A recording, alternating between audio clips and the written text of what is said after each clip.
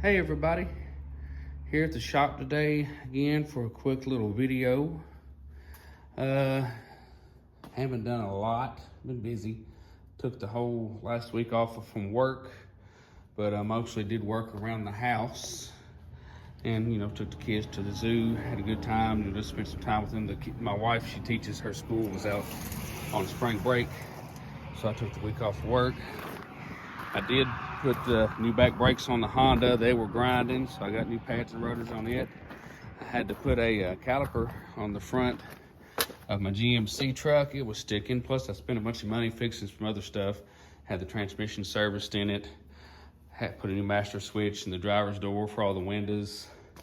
Had a wiper that wasn't moving. It was something was loose on it, and I had a bad ground on one of my tail lights. Got that fixed, and got the hood lights fixed, so it's not ratchet strap shut anymore.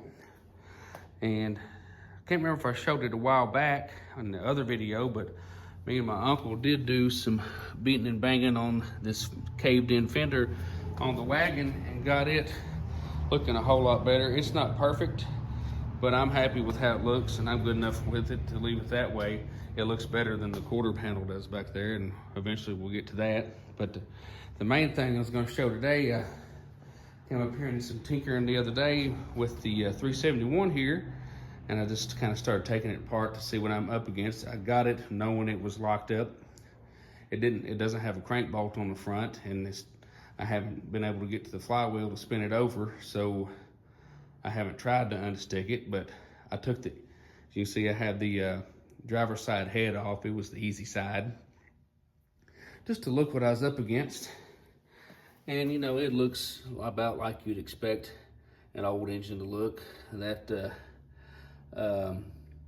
valve was dropped there. I guess the spring was broke or collapsed or whatever. Side note, whoever the idiot was that decided to put 17/32 bolts on a exhaust manifold, that's stupid. Nobody has a 17/32 wrench. I had to dig to find one, and all I could find was a socket for a 1/4-inch drive ratchet, and I didn't have a 1/4-inch drive ratchet, so I used a pipe wrench on that socket, and I broke this one, and I haven't been able to get to this one yet, but I'm assuming I'll end up breaking it too, which is fine, because once I get the manifold off, there's going to be plenty of broken bolts sticking out to grab onto and get it out. But anyway, the cylinders here, they looked a whole lot worse when I first pulled the head. They had all kinds of crud and junk down in there that I kind of scraped away with a flat screwdriver. And I've poured some Marvel's mystery oil down in all the cylinders, which it doesn't do a lot of good on these, especially these upper ones, which just sitting down in the bottom of there. But that's been in there about 2 or 3 days, and we'll see if it cuts through and opens up a path down through that cylinder there. But anyway, pulled the valley cover off just a minute ago, and that looks awful. You can see everything's all corroded up. I'm getting ready to take a shot vac to it here in a minute just to see what will soak up. But I mean, I'm torn on whether to even mess with trying to rebuild this engine. I've never built an engine before, so I'm up against that. Plus I'm wanting to rebuild an old finicky engine that's expensive to work on. None of these Oldsmobile 371 parts are cheap, and it's not straightforward and simple like your typical small block Chevy. It's heavy as all get out, so it's hard to maneuver around, but it's here. I have it.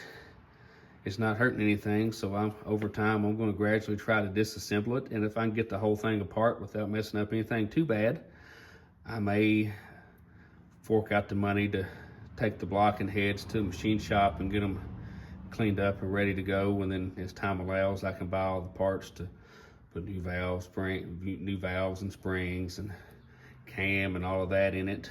It's hopefully, the crank is salvageable and I can get new bearings for it.